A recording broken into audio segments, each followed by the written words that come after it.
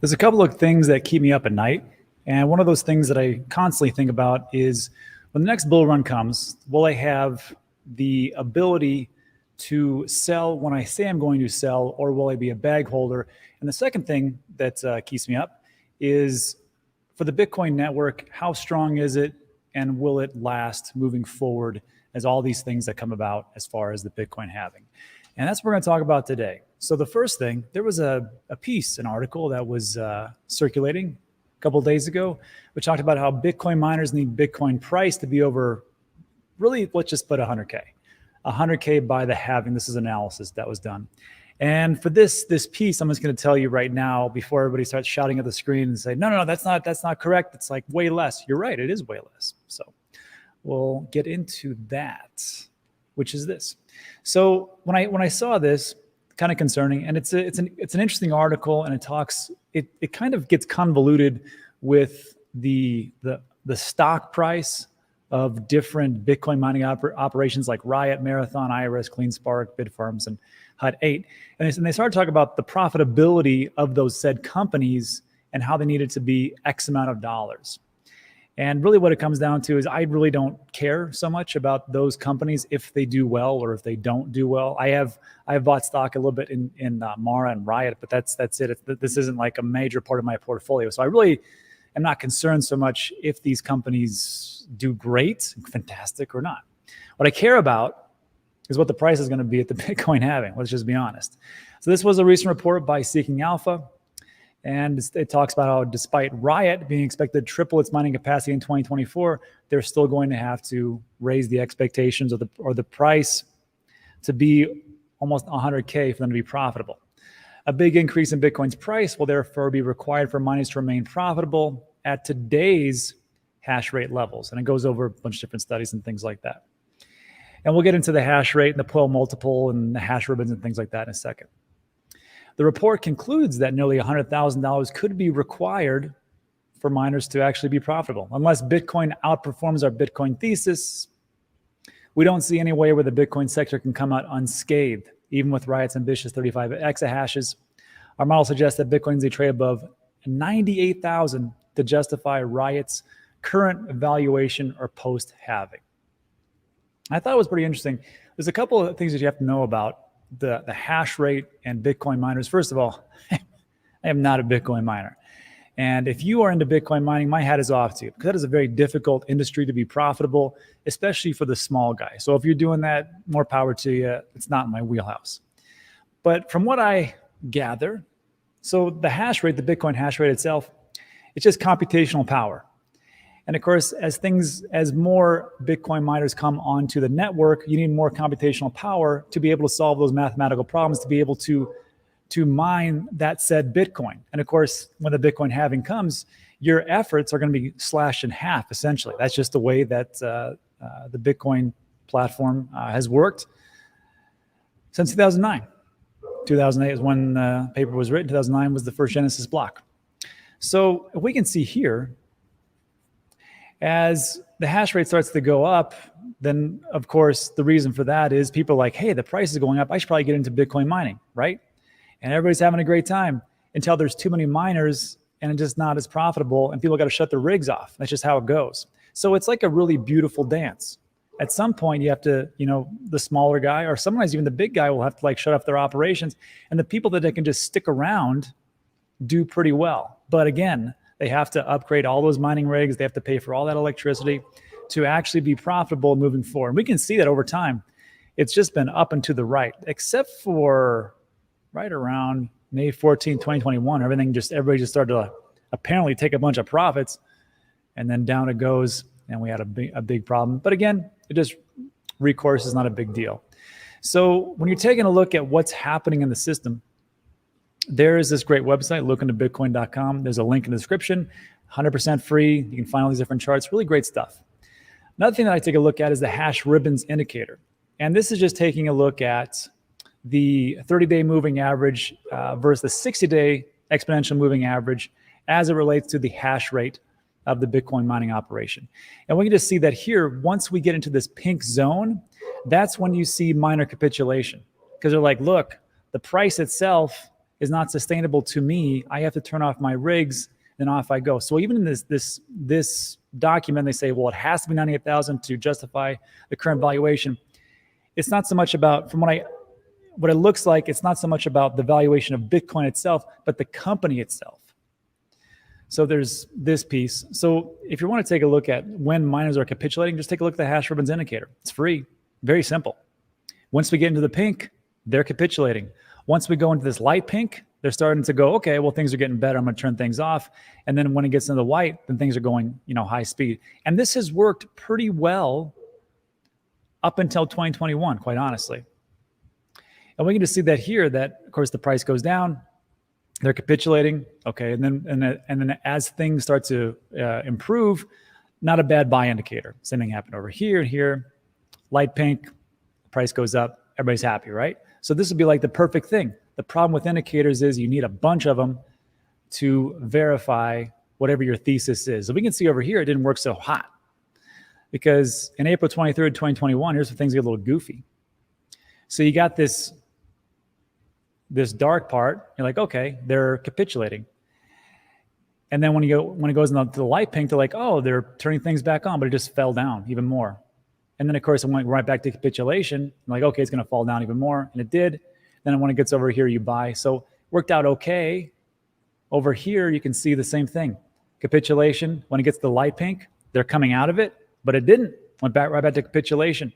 And then you're like, oh, great. I'm in this really sweet spot. I can buy some more, but it went down.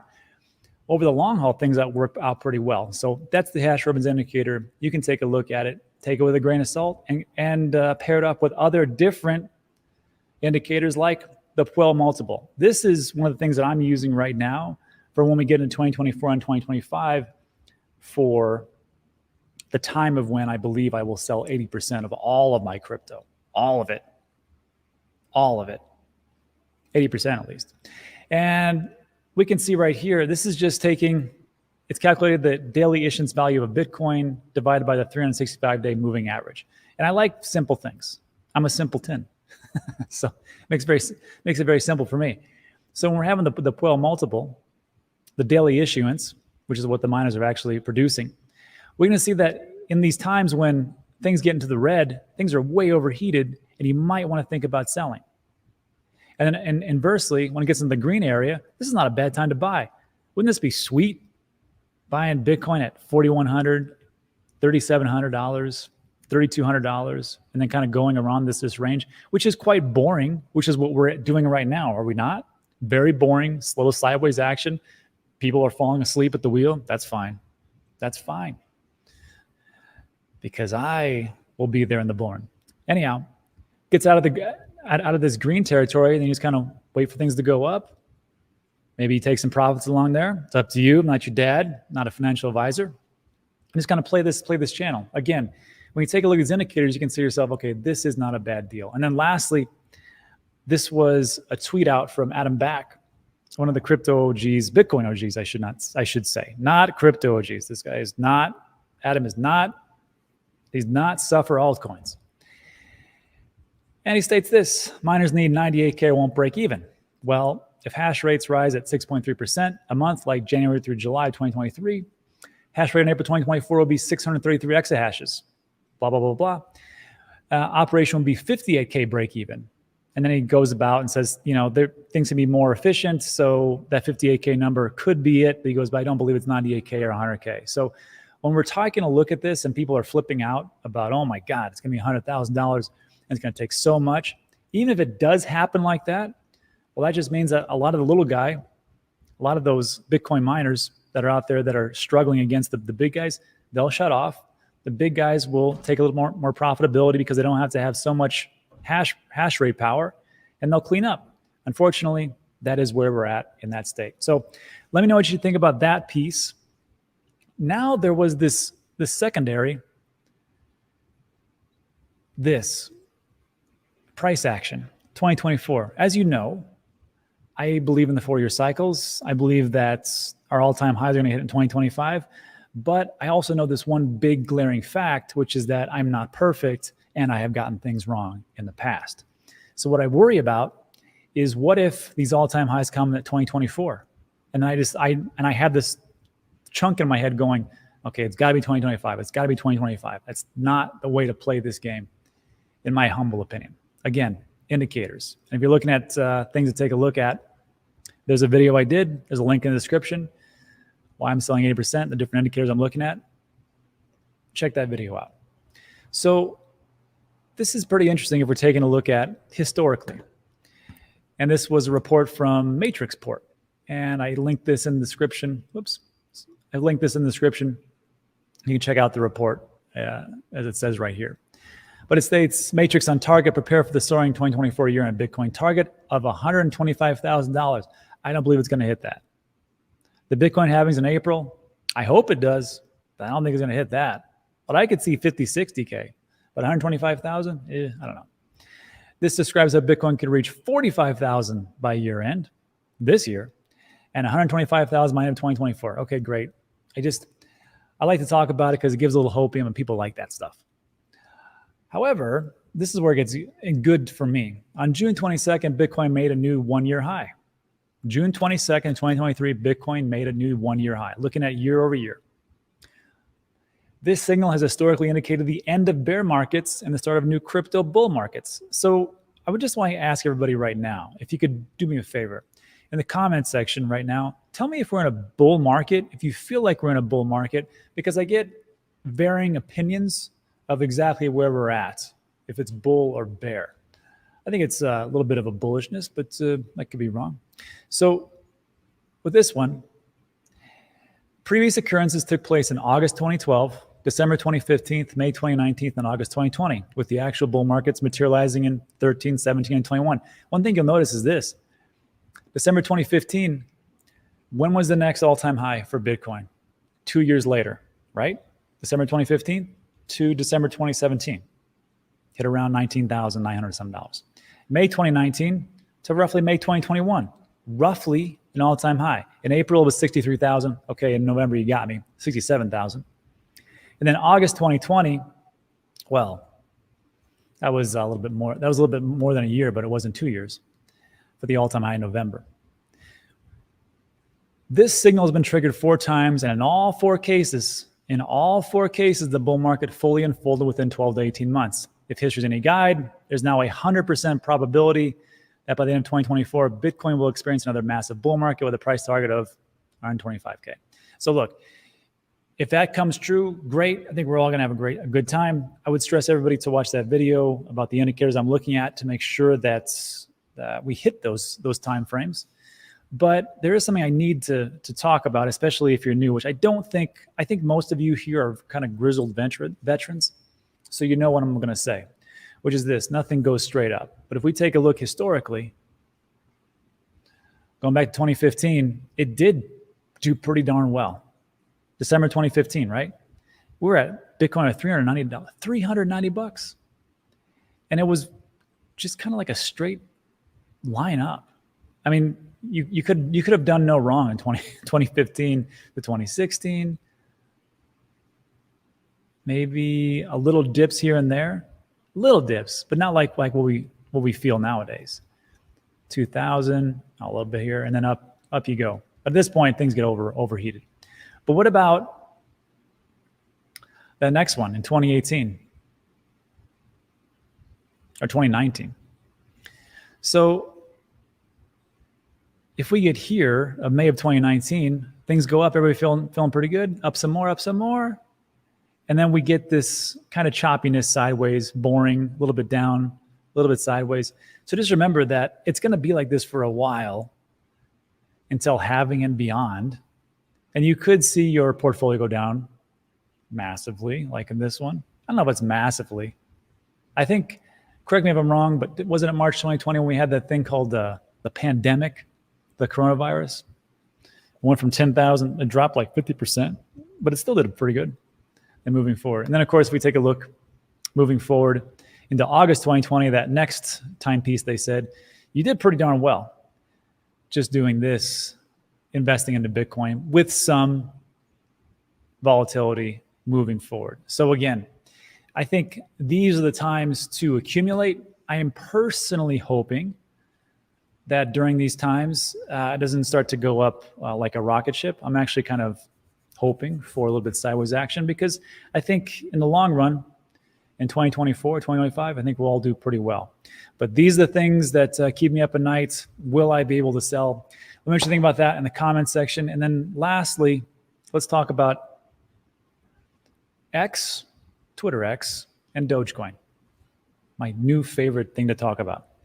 So this is from Doge Designer, and I just wanted to, this is like a public service announcement for everybody.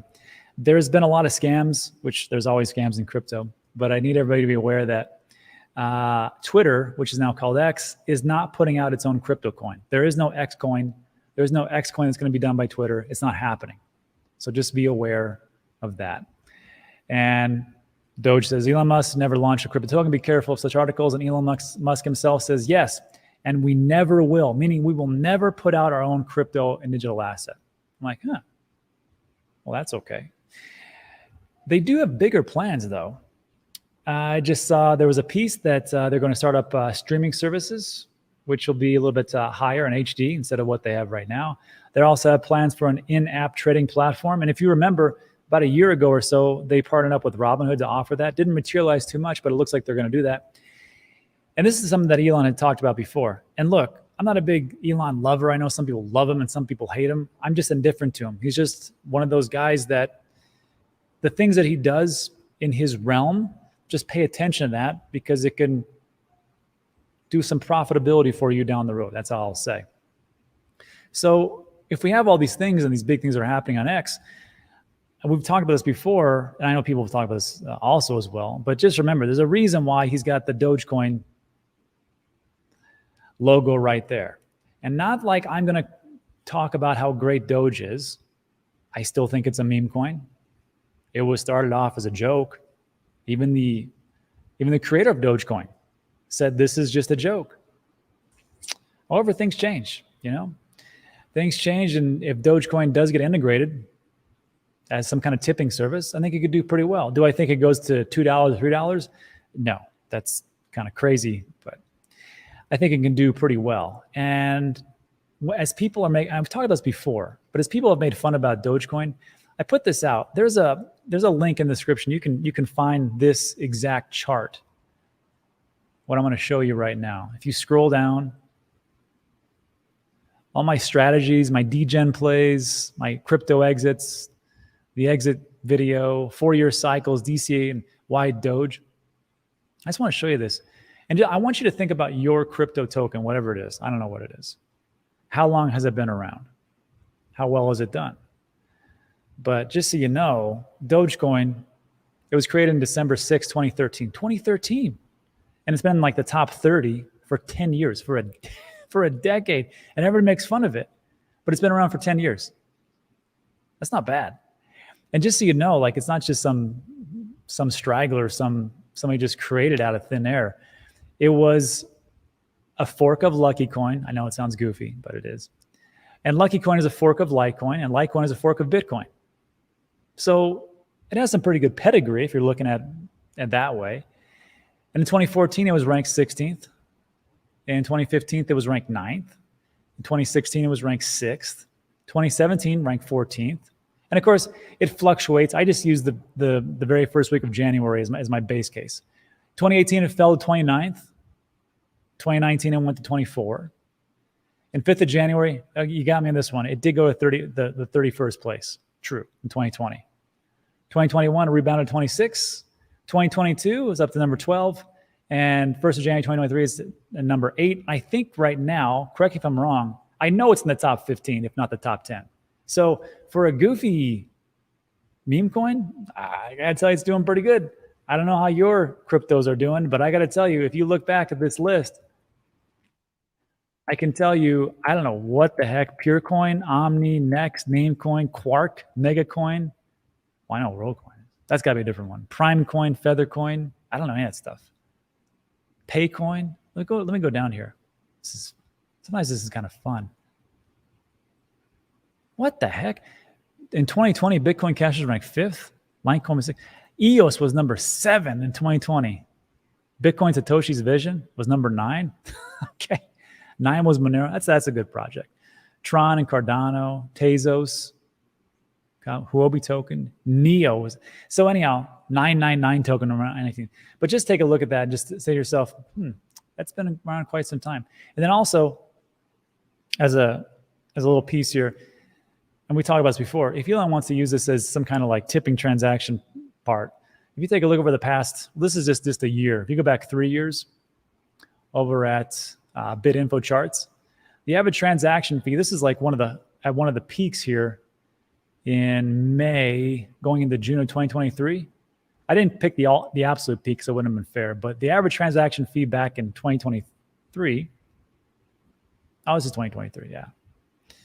When things are going crazy, or when they're a little bit of up, Bitcoin was $14, and it wasn't even doing that. It wasn't like a ton of transactions. Ethereum was $19, and Doge was 3 cents.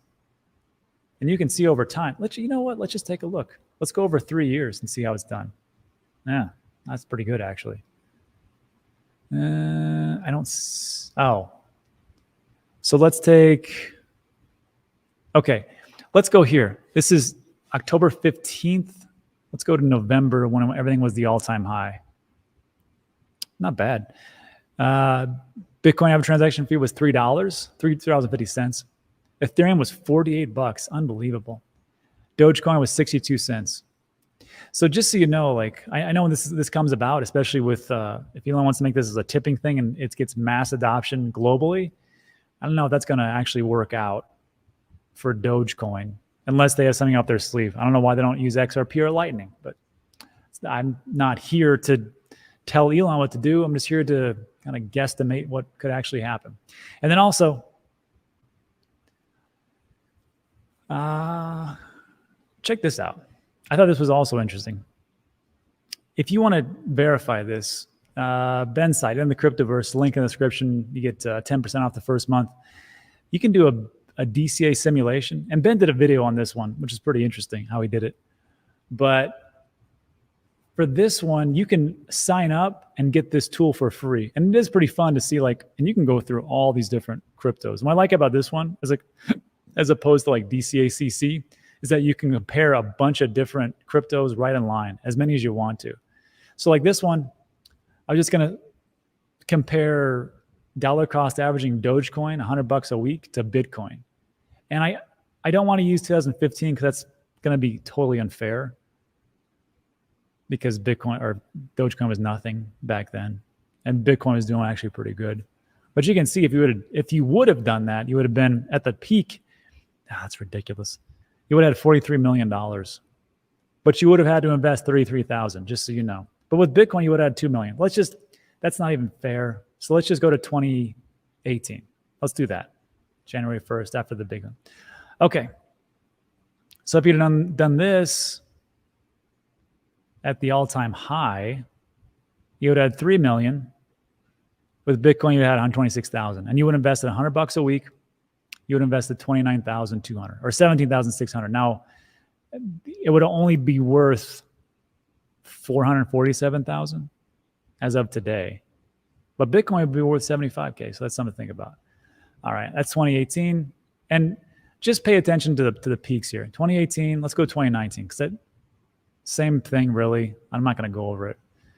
2020. All right. So things are catching up to Doge. How about 2021? So here, if you invested in the beginning of that monstrous bull run that we had, Doge, you only would have had 36,000, and Bitcoin, you would have had 2,300. You would invest 1,900. But if you would have done a lump sum, well, you still would have beat Bitcoin, which is kind of crazy. Well, how about 2022? See, 2020. If you would start in 2022 investing into Doge versus Bitcoin, you would be up. Well, actually, no, it's not true. Well, actually, yeah, you would be up Bitcoin a little bit. So like in June, you would have invested $2,300. With Doge, you would have had $1,500, and Bitcoin, you would have had $1,800, as opposed to lump sums. Here, Doge would be up, you'd be down, and then as of today, you would be down almost 20% if you would have done it in 2022. How about this year? 2023. Yeah, see. After all this time. Yeah, see. And you would, the lump sum, you would have done better. But then Dogecoin, you would have been down 10%. So, but it's just interesting though, over time, and I used to make fun of Dogecoin all the time. I just thought it was hilarious that people would invest into it. And I look at them like, not a bad deal. So let me know what you think about that in the comment section. Maybe I'm going off the rails. And lastly, I think this is the most important part.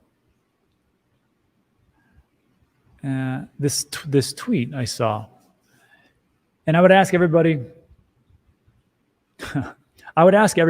this option to not judge this individual for what he invested into, but judge him on his ability to be truthful with everybody and put out information that does not look very positive. Because let's be honest, in this world that we live in, it's all about showing everybody your best face forward and not admitting your flaws and not saying I screwed up and just saying everything's perfect, which we all know that's just ridiculous.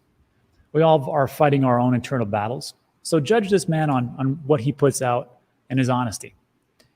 And he states, here's what a 7 years of crypto life got me. Former multi-million-dollar DCA crypto investor, Hex OG. And he says, I got the same leaking, crappy 3000 trailer for the last 7 years. The same car with half a dozen check engine lights on. Same 5 maxed out credit cards. Same minimum wage job, fine to pay bills. My wife and kid deserve better. They suffered while I played someday with desperately needed funds. What a loser. And then he shows us his life. Buckets everywhere. Hallway, living room, bathroom. I'm a nobody loser, not worth the follow. Showing you what not to do. Don't put your life and family on hold to put money into crypto. And I cannot agree more. So again, in the comment section, do not judge this man on what he has invested into. Speak to the fact that he actually dared open his soul to show you the negativity that is going on in his life. And that's it for today. So look, that's it for today. If you like today's video, give it a thumbs up, all that good stuff. Consider subscribing. Everything we talk about is time sensitive. Now, if you want to, we'll go over the Q&A and we'll talk about everything. I can answer all your questions to the best of my abilities and we'll go from there. If not, get out of here. It's a Sunday, hopefully a beautiful day where you're at.